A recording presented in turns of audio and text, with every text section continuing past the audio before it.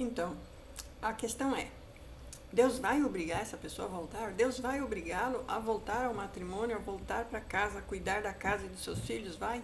Deus pode fazer isso? Deus pode obrigar o outro a voltar? E como eu não sei enrolar, não sei fazer todo o enredo, e já vou falando toda a resposta no início do vídeo, né? Meu nome é Roni Rasper, se inscreve no meu canal, curte, comenta e compartilha com quem faz sentido. Então eu quero dizer que sim, Deus ouve a oração do justo, a primícia é essa, a oração do justo tem muita eficácia, e quando Deus ouve a oração do justo e atende a oração do justo, isso já é uma promessa de que justo, ninguém de nós é completamente justo, todos nós falhamos. Então, quando você aprende o jeito certo de orar, que é confissão de pecados, adoração, gratidão e depois petição, então você já se justificou ali nesse trajeto.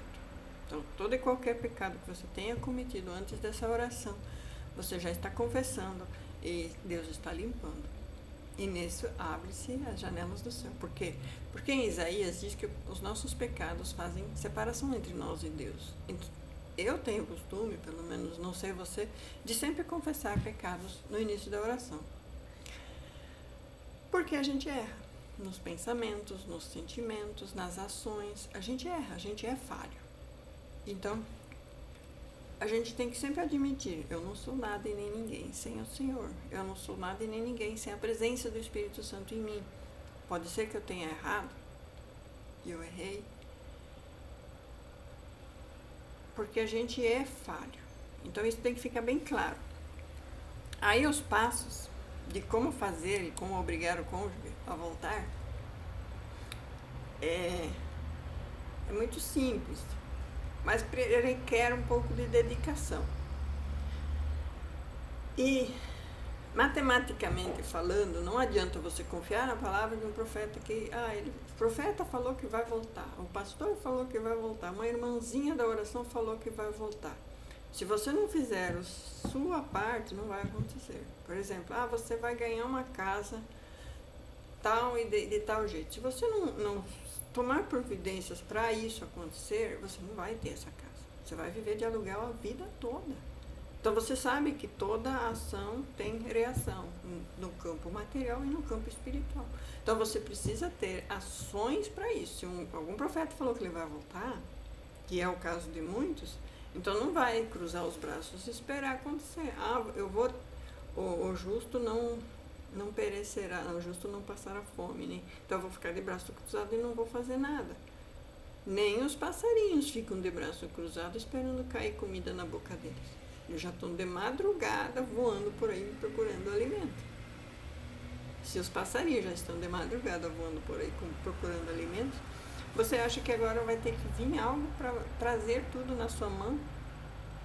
Acontece, como aconteceu com Elias, aconteceu com algumas pessoas do alimento vir, sem a pessoa ir atrás. Mas isso são exceções. Então, em Tiago 5,16 diz que a oração do justo tem muita eficácia. Quando um cônjuge com fé, perseverança e vida santa está orando, Deus pode agir poderosamente na vida do outro, até mesmo trazendo ele de volta. Então, essa é a promessa de Deus. Realmente, se você estiver orando com dedicação, empenho, do jeito correto, não existe uma receita correta, tem que falar isso, ou tem que falar aquilo. Tem algumas pessoas que oram sobre a posse do corpo do cônjuge. O corpo dele pertence a mim e o meu corpo pertence a ele. Então eu vou usar o meu corpo para me subjugar à vontade de Deus, para fazê-lo voltar, e vou orar para que o corpo dele não seja usado mais por Satanás, para o inimigo, para o pecado, e que ele não tenha mais prazer. Então, como eu tenho posse do corpo dele, o corpo dele me pertence, eu vou estar orando baseado nessa posse. Tem outras pessoas que eu já vi que oram diante da oração do abandono. Olha, Pai, Deus, né? Olha, meu Deus, o cônjuge que você colocou do meu lado, para estar do meu lado direito, para proteger, no caso de mulher, ela ora assim, que o marido deve ser o protetor do lar, o provedor do lar, o cabeça do lar, e ele está longe. Senhor Deus, eu peço que o Senhor coloque no seu lugar. Ele está sendo rebelde, ele está sendo desobediente, mas o Senhor é o Pai, o Senhor é Deus. O Senhor traz ele de volta para a obediência, para ele cumprir o seu papel, que ele jurou que cumpriria até que a morte nos separasse. E no caso, quando é o cônjuge, o homem que ora pela mulher, ele vai orar. Ah, minha costela, minha mulher, meu braço direito, que o Senhor colocou comigo para andar do meu lado, para me ajudar, para ser minha companheira idônea, sócia em tudo. Ela está longe, buscando outras coisas. Traz ela de volta para o convívio do lar, para ela ser realmente quem o Senhor determinou que a esposa deveria ser. Então, quando você tem, assim, daí tem outras formas. Tem mais formas ainda do que isso. Mas essas duas assim, são as principais que costumam funcionar mesmo nos testemunhos de restauração. A oração, ela toca o coração mais endurecido. Em Coríntios 7, 14 a 16, Paulo fala que o cônjuge crente, ele santifica o não crente. Ou seja, a oração do que é crente, isso requer de você uma postura de crente. A sua oração santifica o que não é crente. Isso significa posição do justo, né? Posição de oração, posição de influência espiritual. A minha influência espiritual tem que ser mais forte. Então, isso são passos que vão acontecendo gradativamente. No começo, não sei você, comigo foi assim, a gente fica meio com vergonha de falar que está orando, de falar das promessas bíblicas, de falar que está na Bíblia. Mas no final, de tanto estar lendo e orando desse jeito, você já rebate todas as ciladas e falas do diabo. Ele vem com qualquer oferta e qualquer outra. Não, a Bíblia está assim, é assim que eu vou continuar orando, porque na Bíblia tem essa promessa, porque na Bíblia tem essa palavra. Então você se posiciona na oração do justo, você se posiciona como quem tem entendimento do que está fazendo e já não aceita mais doutrinas contrárias. Mas Deus respeita o livre-arbítrio. Essa é a principal questão, o tal do livre-arbítrio. Deus vai respeitar o livre-arbítrio, sim. Mesmo com o coração mais duro, Deus não força ninguém a te amar e a voltar. Ele pode tocar, ele pode convencer, ele vai dar oportunidades, mas é a pessoa que vai decidir. E por isso a importância de você não pôr a mão, não querer ir lá falar, não querer ir lá fazer. Quando isso acontece dessa maneira, por causa do coração duro dele, você não pode interferir. Isso aconteceu com o filho pródigo, em Lucas 15. O pai esperava e desejava pelo filho, mas o filho precisava cair em si. E o filho precisava decidir voltar com as próprias pernas. Exatamente. O pai não foi atrás. Volta, filho, volta, por favor, você está errado, tudo que você está fazendo está errado, você tem que voltar. Não, o pai não foi atrás. O coração do filho foi tão duro e por tanto tempo que ele precisou chegar a um nível pior da existência humana para daí decidir voltar. Claro que hoje em dia, com as drogas e outras coisas, a gente vê níveis bem piores. Mas a importância de você não querer ir atrás e deixar Deus agir e Deus convencer, você vê aqui que Deus convence a pessoa. Então, no livre-arbítrio, as tuas orações, ó, Deus vai ouvindo. E a vida dele, ela vai começar a ter moveres. E não fique curioso. Esse versículo aqui é muito importante para a gente se comportar como o pai. O pai não ficou lendo em jornais para ver se tinha notícia de que o filho estava morto ou estava no atentado. O pai não ficou olhando rede social para ver se estava acontecendo alguma coisa lá. O pai não foi atrás. O pai não ficou mandando informantes atrás para ver se o filho já estava voltando. Não. O pai apenas estava cuidando da casa e prosperando a fazenda para que quando o filho voltasse, encontrasse tudo certo. Em terceiro, a oração vai mudar primeiro você. Então, essa é a parte que eu mais gosto, porque todos que entram no deserto, eles acham que vai ser só orar, ele vai voltar e vai dar tudo certo, porque veem muitos testemunhos. E aí começam a se deparar com o confrontamento consigo mesmo, né? Então, eu vou orando e vou buscando e vou intercedendo e vou querendo e vou amando, eu quero tanto essa pessoa que eu vou me transformando em uma nova pessoa em Cristo Jesus. Então, através dessa busca, eu vou adquirindo paciência, perdão, esperança. Deus tira toda a amargura e a ansiedade que existe no coração da pessoa que está buscando por restauração. E ensina a agir com amor, mesmo que esteja doendo. E está doendo. Eu atendo pessoas em pranto, que falam em tirar a vida, que estão desesperadas, que não aguentam mais ver seu cônjuge com outra pessoa.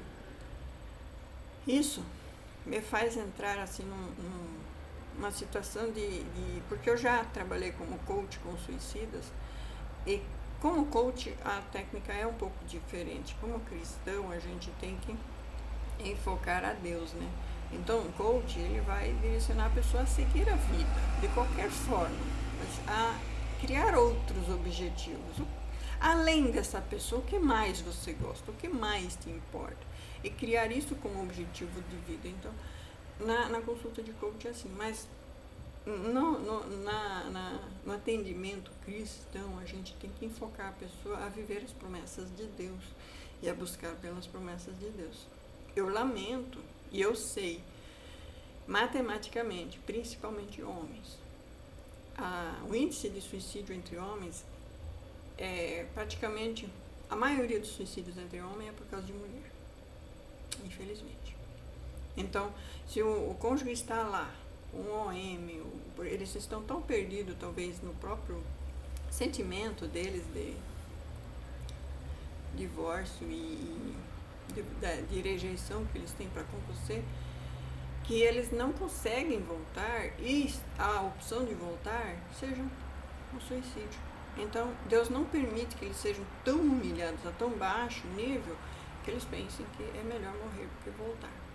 Porque eles não conseguiam lidar com toda essa sensação de rejeição que eles sentem pela pessoa que eles deixaram para trás.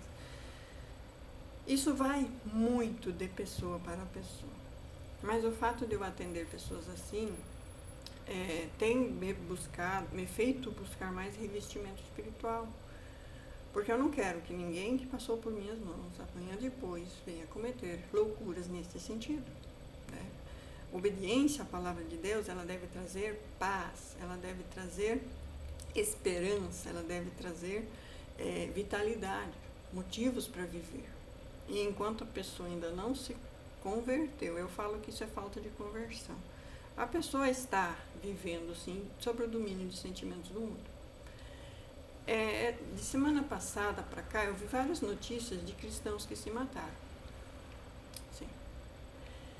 E ninguém percebeu que eles estavam com depressão. Infelizmente, ninguém percebeu, nem a esposa percebeu, do pastor da Bolívia que se suicidou, e do jovem lutador de karatê, cantor da igreja, levita da igreja Assembleia de Deus. E ninguém havia percebido que eles estavam naquela situação. Então, às vezes, tudo que o seu cônjuge está vivendo, ele está tentando sobreviver. Já está sendo uma pressão tão grande sobre a mente dele, ele saber que está no erro, ele não conseguir voltar, e muitas vezes não querer voltar, porque isso vai remeter a mais sentimentos ruins que ele tinha dentro dele. Então, desculpa ter mudado o foco aqui do assunto, mas a oração muda primeiro quem está buscando, quem está orando. Promessas de restauração. Jeremias 32, 27 diz assim: eu sou o Senhor, o Deus de toda a humanidade. Há alguma coisa impossível para mim? Não. Como Deus é o dono de tudo, Deus te dá vida e te tira a vida, Deus prolonga seus dias e pode não prolongar. Os ímpios, eles estão debaixo da lei da natureza. Então, segundo a lei da natureza, a qualquer momento, qualquer enfermidade pode levar Então, não que os cristãos não estejam debaixo da lei da natureza, mas muitos cristãos têm muitos testemunhos de que, pela lei da natureza, eles tiveram uma enfermidade que deveria ter levado eles à morte. Enfermidades que, segundo a medicina, não têm cura. Mas, segundo a eficácia de suas orações, foi prolongada a sua vida porque eles tinham que cumprir alguma coisa aqui na terra. Então, sim, Deus acrescenta, Deus tira, Deus é o Deus de tudo. Em Provérbios 21, diz: o coração do rei está nas mãos do Senhor. Como ribeiros de águas, ele inclina para onde ele quer. Sim. Sabe, os governantes, a gente fica furioso. Mas Deus está usando os governantes também para peneirar a igreja, também para peneirar os crentes. Deus usa os governantes. Não existe, tem um versículo que fala que todas as autoridades são instituídas por Deus para a vida dos justos.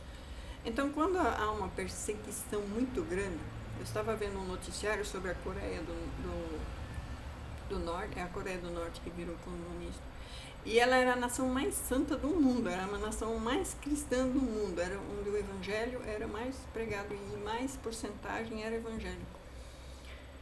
E Deus permitiu. Ali, a maior perseguição a crentes do mundo, que se for encontrado uma Bíblia na sua casa, toda a sua família é morta. Exato. Eu me imagino quantas e quantas pessoas ali já negaram a Cristo. Vocês são cristãos? Não. Isso mostra a profundidade do quanto eles eram cristãos de verdade. Eles têm a raiz do conhecimento da palavra de Deus, mas eles não vão morrer pela causa. Então, Deus pode usar as autoridades para peneirar os seus, para peneirar quem é realmente e quem não é. E isso está em Apocalipse também, que os santos seriam perseguidos até o último dia. Se Deus pode mover corações de reis, Ele pode mover o coração do seu cônjuge que está afastado. Sim. Sim, através de orações do justo, o cônjuge pode sim voltar. Mas é um processo que depende de entrega a Deus, de fé e de perseverança. E, ao mesmo tempo, de decisão da pessoa que se afastou. Então, a decisão dele pode demorar um pouco, mas não é impossível. Falando sobre os crentes que se apartam da palavra de Deus, então, se não tem ninguém orando, ninguém de sangue orando, que tem posse de sangue como cônjuge, como pai, como mãe, é mais difícil. Em Hebreus, no capítulo 6, no versículo 4 a 6, diz assim: é impossível que aquele que uma vez foi iluminado, provou do dom celeste, se tornou participante do Espírito Santo, provou da boa palavra de Deus e os poderes do mundo vindouro, e caiu. É impossível que seja outra vez renovado para o arrependimento. Renovado para arrependimento, ou seja, a humildade de reconhecer que está em erro é o caminho para a salvação. E essas pessoas, elas têm o coração tão endurecido que dificilmente vão se renovar para arrependimento, visto que de novo estão crucificando para si mesmos o Filho de Deus e expondo-o à vergonha pública. Em Hebreus 10, 26, 27, diz: se pecarmos voluntariamente e depois de termos recebido o pleno conhecimento da verdade, já não resta sacrifício pelos pecados, mas uma expiação horrível de juízo. Então, levar o evangelho de qualquer maneira, de brincadeira, vai fazer com que as coisas fiquem mais complicadas. Mas Deus ouve a oração do justo e atende a oração do que está orando. Eu teria um testemunho da minha família para contar sobre a minha filha, né? Então, minha filha, quando desviou mais e mais e mais, foi desviando. Isso depois do divórcio, a gente separou tudo. É a minha filha mais velha, a primogênita, a que tinha mais promessa e profecia para a vida dela. Ela tinha tantas profecias, todo lugar, toda igreja que a gente ia, alguém falava sobre a unção que ia sobre a cabeça dela. Mas devido a desilusões amorosas, devido a namorado, ela se afastou tanto de Deus, se desviou tanto de Deus, que um dia eu estava falando para ela, olha, eu não estava muito certo sobre isso, eu estava vivendo no erro, vocês viram, eu estava vivendo no erro nessa época, mas eu estou aqui falando sobre o poder da oração. Então, ela estava na minha casa e eu falei para ela que ela tinha que ir na igreja, que ela tinha que voltar para Cristo. E ela falou que ela não voltaria. E ela blasfemou do Espírito Santo, ela falou coisas horríveis do Espírito Santo, que não existe, que é tudo mentira, e xingou. E eu falei, Deus tem misericórdia.